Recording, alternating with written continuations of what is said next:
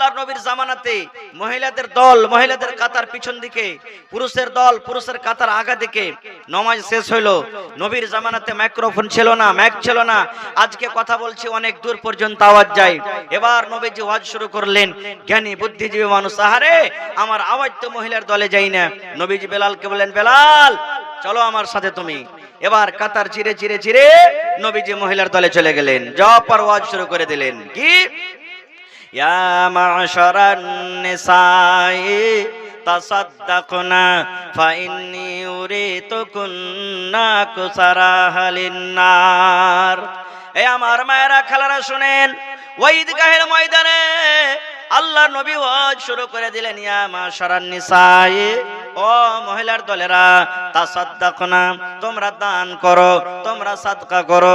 কেন না আমি নবী, আল্লাহ রাব্বুল আলামিন আমাকে জান্নাত দেখালছেন। আমি জান্নাত ঘুরে ঘুরে দেখলাম।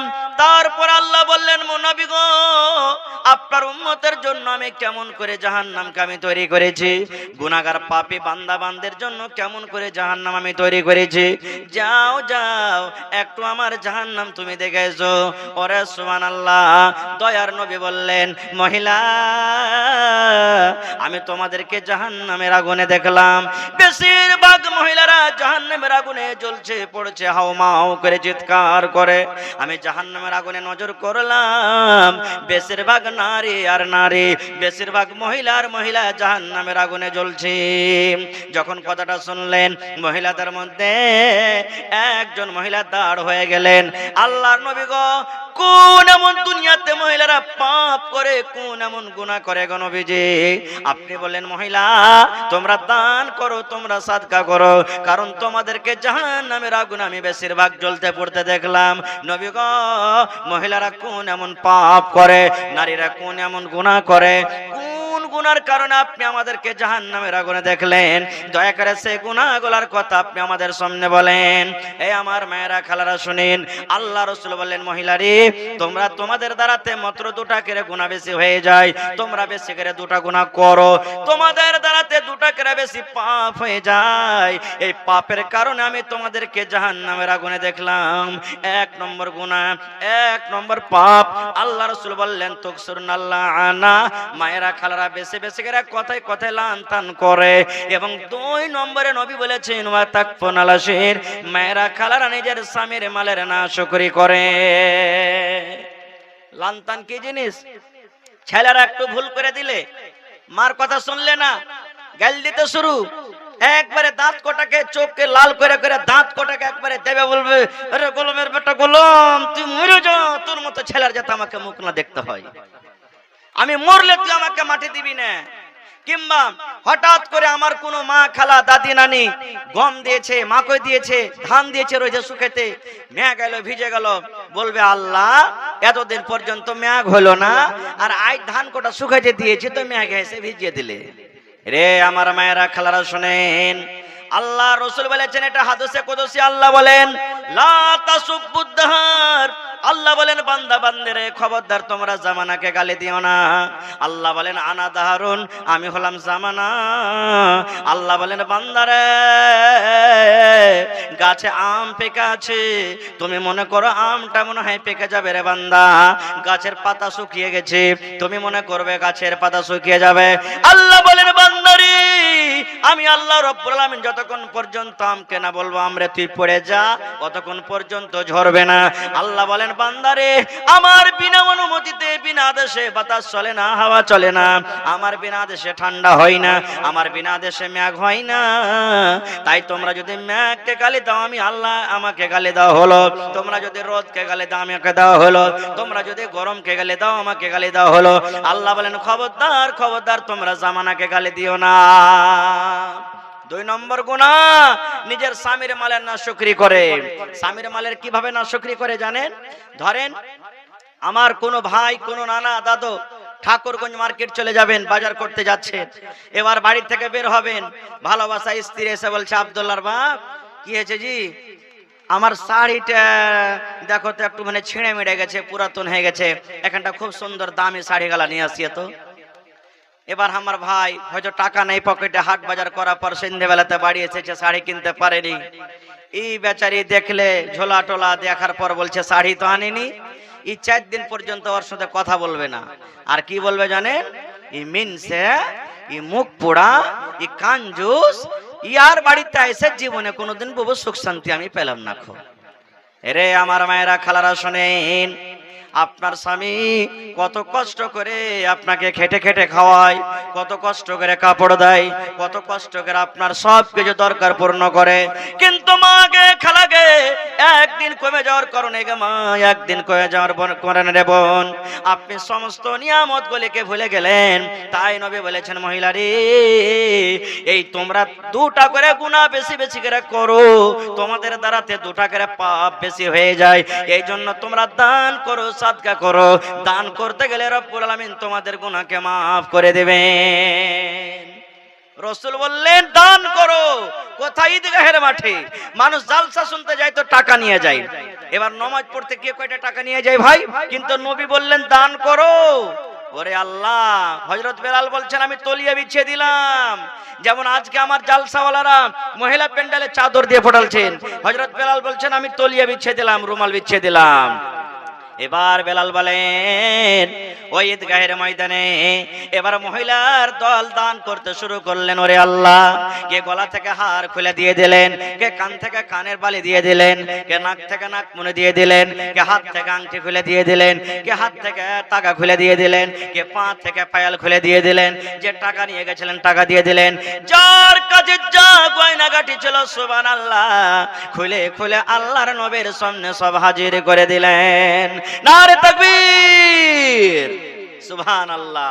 এ আমার মায়েরা খালারা, তাহলে জাহান্নাম থেকে বাঁচতে গেলে 2টা কাজ করতে হবে। 2টা কাজ থেকে বাঁচতে হবে। একটা লান্তান করতে হবে না, 2 নম্বর কাজ সুবহানাল্লাহ নিজের স্বামীর মালের নাশুকরি করতে হবে না।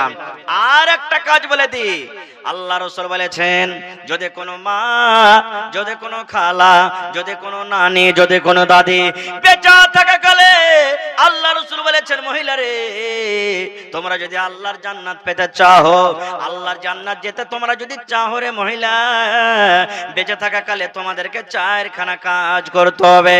যদি কোনো মহিলা 4খানা কাজ করতে পারে তাহলে নবী বলেছেন মহিলা তোমাদের জন্য আল্লাহ রাব্বুল আলামিন জান্নাতের 8খানা দুয়ার খুলে দিবেন, তোমাদের জন্য আল্লাহ জান্নাতের 8খানা দরজা খুলে দিবেন।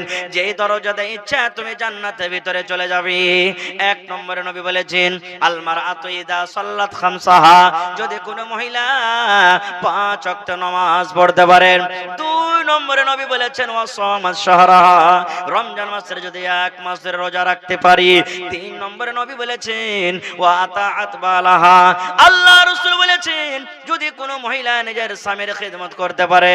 4 নম্বরে নবী বলেছেন ওয়া আহসানাত ফারজাহা, যদি কোনো মহিলা নিজের লজ্জাস্থান হেফাজত করতে পারে, পর্দা সিলাহে চলতে পারে।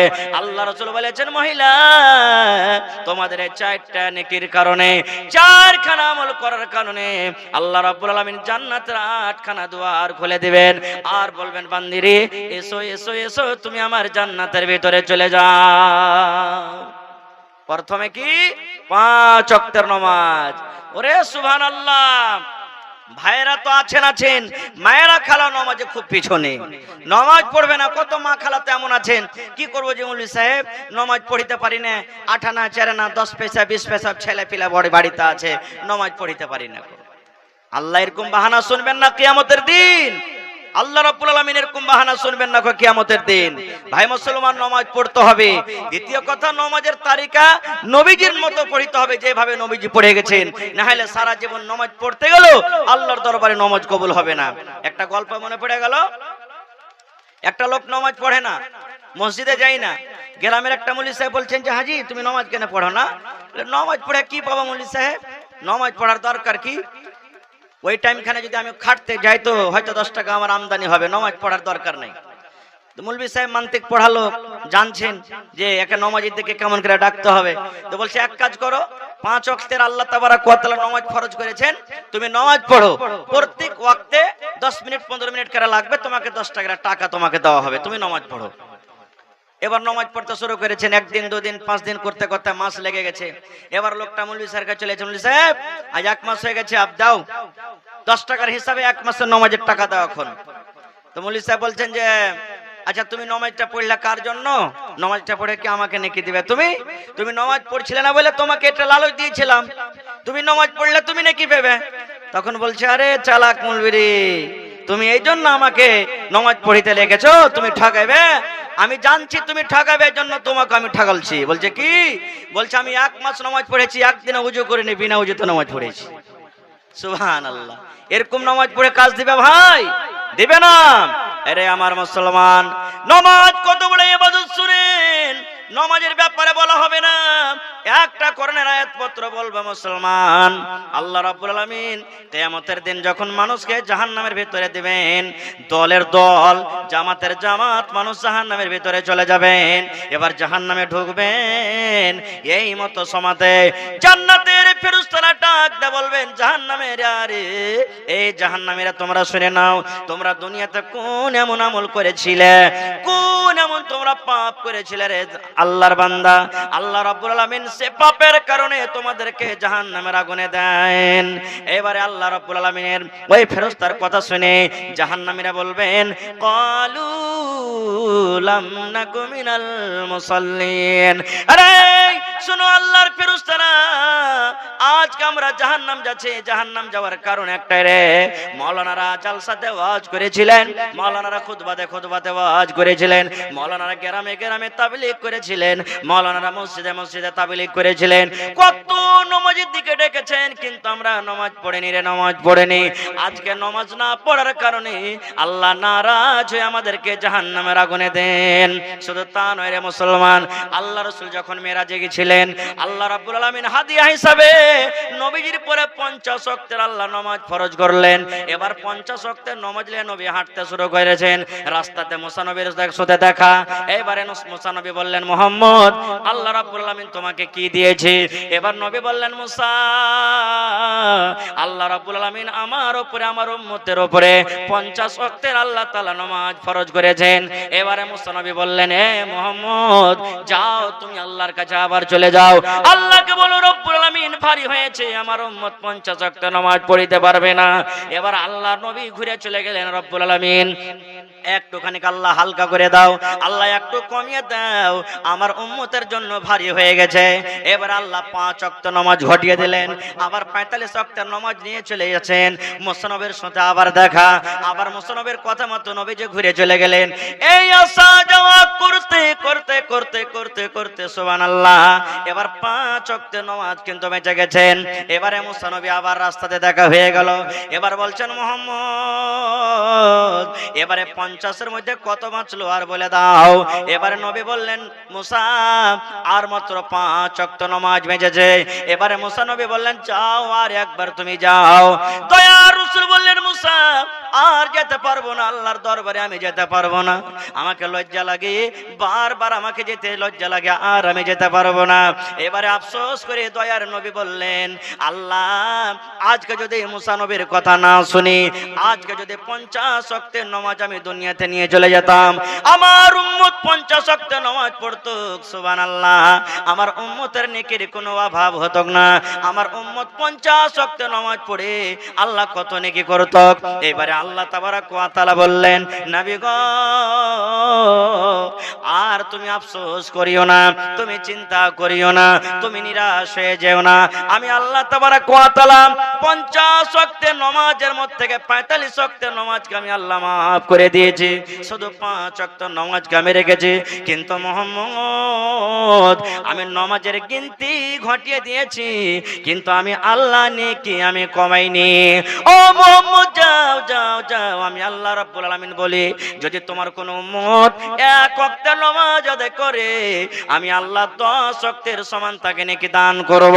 যদি তোমার কোন উম্মত 5 ওয়াক্তের নামাজ আদায় করে, তাহলে 50 ওয়াক্তের নামাজ পড়ে যা নেকি হতো, আমি আল্লাহ রাব্বুল আলামিন 5 ওয়াক্তের নামাজ পড়ে অত করে নেকি দান করব। সুবহানাল্লাহ। তাহলে নামাজ কি জিনিস দেখেন, নামাজের দিকে আমি যাব না, তবে দুটা হাদিসের কথা বললাম আপনাদের সামনে। ভাই ইনশাআল্লাহ আশা করছি যে যারা নামাজ পড়েন না নামাজ ধরবেন, নামাজ পড়তে গেলে দুনিয়া আখিরাতে কামিয়াব হয়ে যাবেন। মায়েরা খালারাকে বলবো নামাজ পড়েন। এক নম্বরে আল্লাহ রাসূল বলেছেন জান্নাত যাওয়ার কথা যে 5 ওয়াক্ত নামাজ পড়তে হবে। 2 নম্বরে কি, 1 মাসের রোজা। 3 নম্বরে রাসূল বলেছেন পর্দাশীল হয়ে থাকতে হবে। 4 নম্বরে রাসূল বলেছেন স্বামীর খেদমত করতে হবে। এ আল্লাহ, স্বামীর খেদমত কেমন করে করবেন? আল্লাহর সামাদ একটা গল্প আপনাদের সামনে তুলি। একটা হুঁচলি বেটি ছেলে, মেয়ে লোক, পড়ালেখা হতো জানতো না, জালসা শুনেছে। যারা হোসেন মৌলানা আসছিল পূর্ণিয়া থেকে ওয়াজ করে গেছে যে স্বামীর খেদমত করতে হবে। এই হুঁচলি বেটি ছেলে কি করেছে, ফজর নামাজের পর ভাই ওর স্বামীটাকে হাল বাইতে পাঠিয়ে দিয়েছে, আর তেলকে একবারে গরম করে বাড়তে যে ধান কোটে, ওকে কি বলেন আপনারা, ঢেকি নাকি, ওই লোহা খানটা যা ছেলে গেছে ওকে তেল মাখাইতে একবারে সুন্দর করে। আরে কেন মৌলভী সাহেবের একদিন বলেনি রে, এই খেদমত করে আল্লাহর জান্নাত যেতে পেতাম? ওই স্বামী মনে করেছে। সকাল বেলাতে ওর বহিনের বেটা খালার বাড়ি ঘুরতে গেছে। খালা বাড়িতে আছিস গে? হ্যাঁ বাপ আছি, স্বামীর খেদমত করছি। তো ছেলেটা পড়ালেখা, মাদ্রাসার পড়ালেখা ছেলে, মনে করছে যে বুঝেন খালুকে তেল মাখাইছে কি খালির সেবা করছে, এই সময়তে যাওয়াটা ঠিক হবে না, একটু ঘুরে ফিরে আসি। আধ ঘন্টা পর ঘুরে ফিরে এসে বলছে খালা বাড়িতে আসবো। তো বলছে হ্যাঁ বাপ চলে আয়, স্বামীর খেদমত করছি। ছেলেটা মনে করছে যে হ্যাঁ আর খালু আজ কয় বিঘা চাষ করেছে, যতক্ষণ থেকে ওকে তেল মাখিয়ে চলিচ্ছে, খাসতে না সারে না।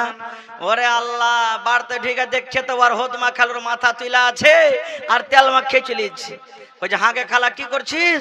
কইস না বেটা, মৌলভী সাহেবের একটা ওয়াজ করেছে স্বামীর খেদমত করতে গেলে জান্নাত পাওয়া যাবে, তাই খেদমতটা করছি, আল্লাহ যদি জান্নাত দেয়। তো ছেলেটা পড়ালেখা জানছে, তখন বলছে হায় রে হুদমির বেটে, হুদমিরে তোর কোনো হুঁশ নাই। কই যে কি হয়েছে রে বেটা? কই যে মৌলানা ওয়াজ করেছে স্বামী খালু হাল বাইতে গেছে, ওইটা ও যখন হাল বেয়ে আসবে ওকে খাইতে দিবি, ওকে পানি দিবি, ওকে হাত চেপে দিবি, তেল মাখিয়ে দিবি, ওর সেবা যত্ন করতে গেলে আল্লাহ খুশি হয়ে জান্নাত দিবি। আর এটা হলো স্বামী, এর খিদমত করতে গেলে শুধু ধান কোটা হবে। তখন কইছে আল্লাহ, স্বামী স্বামী বলেছে, ভাত আর বলতে কি হয়েছিল? আমি ফের স্বামী বলছি, ঠিকই স্বামীর না খেদমত হয়ে যায়। হে মায়েরা খালারা, দুনিয়াতে 4 ঘন্টা কাজ করতে গেলে আল্লাহ তাবারক ওয়া তাআলা জান্নাত দান করবেন। ভাই আমার, সাহাবায়ে কেরাম নবীর কতটুকু কথা মানতেন জানেন? একটা হাদিসের কথা আর শুনেলেন। আল্লাহর নবী একদিন সাহাবায়ে কেরামকে বলছেন, ও আমার সাহাবীরা, এসো তোমরা দান করো, দেখি কে কা পারছো, দান করো। সাহাবী তোমরা এসো দান করো। দান করতে গেলে আল্লাহ তাবারক ওয়া তাআলা জাহান্নামের আগুন থেকে তোমাদেরকে বাঁচাবেন। আর সাদকাত বুরহান, আরে দলিল হলো, দান হলো একটা দলিল। যেমন জমিনের কেওয়ালা হয়, কেওয়ালা যার কাছে আছে তার হলো জমিন, এই মতো আর সাদকাত বুরহান, সাদকা দান হলো একটা দলিল। এবার দান শুরু হয়ে গেল। সুবহানাল্লাহ, শুধু দান নয়, উমর ফারুক রাদিয়াল্লাহু তাআলা আনহু বলছেন আবু বকরকে জীবনে দান করে জিততে পারিনি, আজ আবু বকরকে দান করে জিতবই জিতবো। পাল্লা পাল্লি শুরু হয়ে গেল।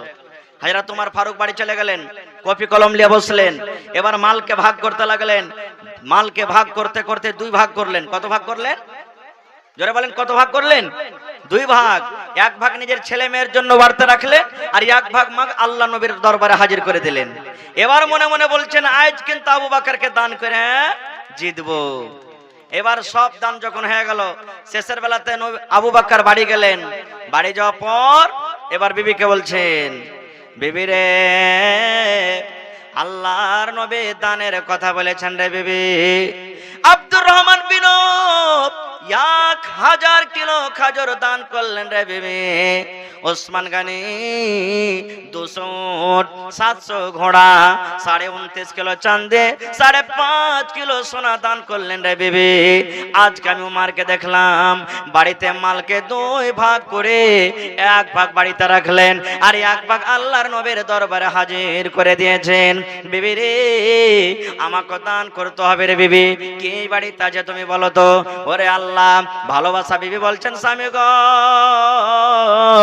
বাড়িতে ওরকম দান করার মতো কিছু নাই গো স্বামী।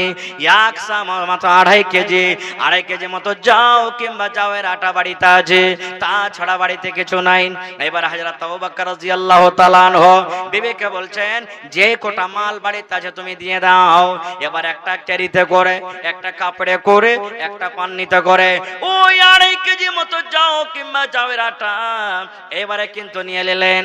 এবার হযরত আবু বকর বলছেন আল্লাহ আমার বন্ধুরা আমার সাথীরা মোটা মোটা দান করেছে, আল্লাহ জি সামান্য 2.5 কেজি দান কেমন করে আমি নিয়ে যাব।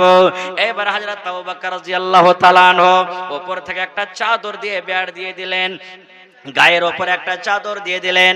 এবার চাদর দেওয়ার পর ওই মাল কোটাকে যেতে যেতে যে জায়গাতে পালা আছে, যে জায়গাতে ঢেরি আছে ওই ঢেরিতে ঢেলে দিলেন। এবার নবীজি সমস্ত সাহাবীদেরকে বসিয়ে দিলেন। এবার নবীজি হাজিরি শুরু করে দিলেন। ও আব্দুর রহমান তুমি কি দিয়েছো বাবা, আজকে তুমি কি দান করেছো? নবীজি আমি অমুক জিনিস দান করেছি। নবীজি উসমানকে বলেন উসমান তুমি কি দিয়েছো বাবা? নবীজি আমি অমুক অমুক জিনিস দান করেছি। এবারে নবী বলছেন উমর তুমি কি দান করেছো বাবা বলো তো দেখি। হযরত উমর বললেন ইয়া রাসূলুল্লাহ আমি বাড়িতে গেলাম, বাড়িতে যাওয়ার পর মালকে আমি 2 ভাগ করে দিলাম গো নবীজি। 1 ভাগ আমার ছেলে মেয়ের জন্য বাড়িতে রেখেছি, আর 1 ভাগ মাল আপনার সামনে হাজির করে দিয়েছি। এবার নবীজি আবু বকরকে বলছেন আবু বকর তুমি কি দান করেছো বাবা একটু বলো তো। এবার হযরত আবু বকর রাদিয়াল্লাহু তাআলা আনহু বললেন আল্লাহ নবী গো কি দান করেছি এটা না বলে গো দয়ার নবী, কি বাড়িতে রেখেছি আমার ছেলে মেয়ের জন্য আর কি দান করেছি এটা আপনি আমাকে জিজ্ঞাসা করেন। এবারে নবী বললেন আবু বকর তোমার বাড়িতে তোমার ছেলে মেয়ের জন্য কি রেখেছো আর এখানে আমার সামনে কি হাজির করেছো। এরে মুসলমান হযরত আবু বকর রাদিয়াল্লাহু তাআলা আনহুর উত্তর দেখেন, বলছেন আল্লাহ নবী গো আমার ছেলে মেয়ের জন্য বাড়িতে আল্লাহ এবং আল্লাহ রাসূলকে রেখে নবী গো আমার বাড়িতে যা ছিল সব কোটা আমি হাজির করে দিয়েছি। ওমর ফারুক দাঁড় হয়ে গেলেন, বললেন ইয়া রাসূলুল্লাহ আজকে আমি আবু বকরকে দান করে জিততে পারলাম না, আজকে আমি অর্ধেক অর্ধেক দান করেছি, অর্ধেক অর্ধেক নেকি পেয়েছি, আর আবু বকরের বাড়িতে যা ছিল সব দান করে দিয়েছে গো নবীজি, আজকে আবু বকর পূর্ণ পূর্ণ নেকি পেয়ে গেল। ভাই আমার তাহলে আজকে 1 টাকা দিবেন তো 1 টাকা আপনাদের কাছ থেকে নিব, 5 টাকা দিবেন 5 টাকা নিব। তবে একটা আবদার আপনাদের কাছে আছে এলাকার মধ্যে, আপনারা কেমন দান করেন আমি জানি না। আল্লাহুস সামাদ এই বছরে একটা জালসা করলাম, একটা আল্লাহর বান্দা 8,95,000 টাকা দান করেছে একটা লোক এই বছরের জালসাতে। একটা লোক 4 লক্ষ টাকা দান করেছেন, সুবহানাল্লাহ। এইভাবে মোটা মোটা দান পাওয়া গেছে। তবে দেখি আজকে এই মাদ্রাসার জন্য, নিজামিয়া মাদ্রাসার জন্য আল্লাহর কোন বান্দা আছেন একটা লোক 25,000 টাকা দান করতে পারবেন? দেখি একটা লোক 20,000 টাকা দান করতে পারবেন? একটা লোক 15,000 টাকা দান করতে পারবেন? একটা লোক দেখি কোন আল্লাহর বান্দা আছেন 10 জন লোক 10,000 করে, 10 জন আল্লাহর বান্দা এমন কেউ আছেন 5,000 করে, এবং 50 জন দেখবো কোন আল্লাহর বান্দা এবং বান্দি আছেন 1,000 2,000 করে, এবং 100 জনকে দেখবো 500 করে। তারপর আল্লাহ রাব্বুল আলামিন আপনারাকে যেরকম যাকে শক্তি দিয়েছেন 100 200 10 20 100 300 250 যেরকম আল্লাহ যাকে শক্তি দিয়েছেন দিবেন। এবং আজকে জালসাতে দেখবো বেশিরভাগ জালসাতে পাওয়া গেল গলার হার, কানের, নাকের, পায়ের, হাতের আংটি, কাঁসার থালি, কাঁসার গিলাস, বিভিন্ন রকম দান পাওয়া গেছে। জালসাতে বকরিও পাওয়া গেছে, গরুও পাওয়া গেছে, জমিনও পাওয়া গেছে। আজকে মাদ্রাসার জন্য দেখি কোন আল্লাহর বান্দা আছেন 1 কাঠা জমিন দান করতে পারবেন? মাদ্রাসার আশেপাশে থাকলে দিয়ে দিবেন, আশেপাশে নাই মাঠে ময়দানে আছে, ওই জমিনটা বিক্রি করে যা দাম হবে মাদ্রাসাতে লাগিয়ে দিবেন। একটা লোককে এমন হবেন যে মাওলানা 1 ডিসমিল কিংবা 1 কাঠা জমিন বিক্রি করে যা টাকা হবে আমি মাদ্রাসাতে দিয়ে দেব। দেখি কোন আল্লাহওয়ালা আছেন এরকম? দুনিয়াতে কোন বীর মুজাহিদ আছেন? আজকে হযরত আবু বকর রাদিয়াল্লাহু তাআলা আনহুর জোড়া কি হবেন? আল্লাহ রাসূল বলেছেন উম্মত তোমরা জাহান্নামের আগুন থেকে বাঁচো। উম্মত তোমরা জাহান্নামের আগুন থেকে বাঁচো, উম্মত তোমরা জাহান্নামের আগুন থেকে বাঁচো। নবীজি বলেছেন কি বাঁচো? যদি তুমি বেশি দান করতে না পারো, মোটা মোটা করে দান করতে পারো না, তুমি গরিব মানুষ, তোমার শক্তি নেই, তবে তুমি খাজুর যে বাড়িতে আছে খাজুরকে 2 টুকরা করে 1 টুকরা তুমি দান করো। এতখানিও তুমি পারলে ওখানটায় দান করো, কিন্তু দান করো আর জাহান্নামের আগুন থেকে বাঁচো।